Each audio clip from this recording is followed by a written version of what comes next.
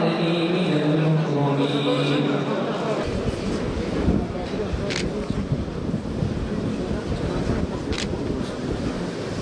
Alıp şöyle alacağım. Bu tarafı da bakanların hepsini görmüştüm. Tamam.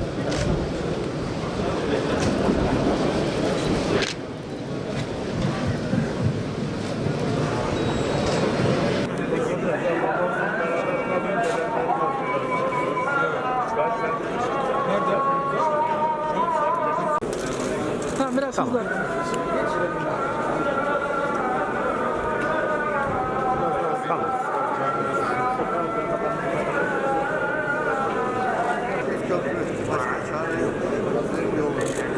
Allah imanla götürmeyi, yaşayıp imanla götürmeyi. Amin.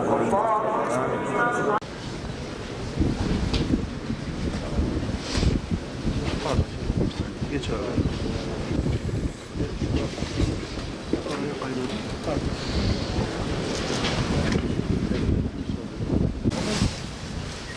Allahu Ekber.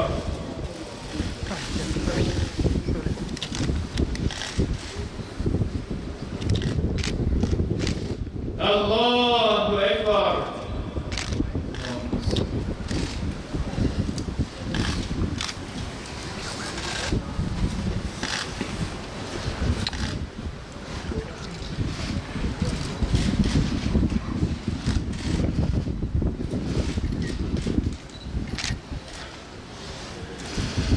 Allahu Ekber.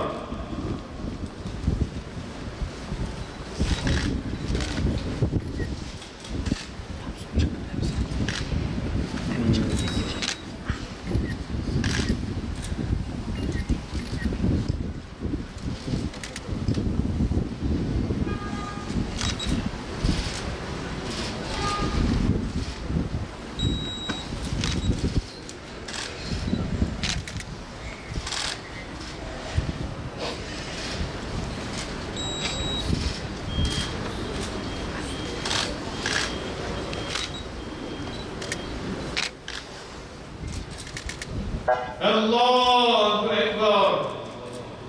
Esselamu Aleyküm ve Rahmetullah. Esselamu Aleyküm ve Rahmetullah. Ruhu için El Fatiha. İmtihan etmek için yarattı. Mülk suresindeki biraz önce okuduğum ayet-i kerimede bize bunu hatırlatıyor.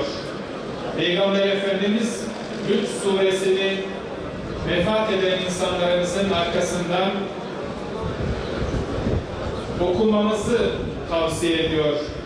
Biz şahitlik ediyoruz ki büyük bir alimin kızı olarak dünyaya gelen ve yıllarca yine bir alime eş olarak ona hizmet eden, hayırlı evlatlar yetiştiren, hayırla tezkiye etmektir. Cümlemizin geçmişlerine rahmet eylesin. Taziye için burada kabul ettik. Defne, bizler defnedeceğiz. Salgın sebebiyle de hepinizin defne verdiğini kabul ediyoruz aile olarak. Taziyeleri burada kabul ettik. Bu sebeple Allah hepinizden razı olsun. Rabbim kabul eylesin. Lillahi Teala Fatiha.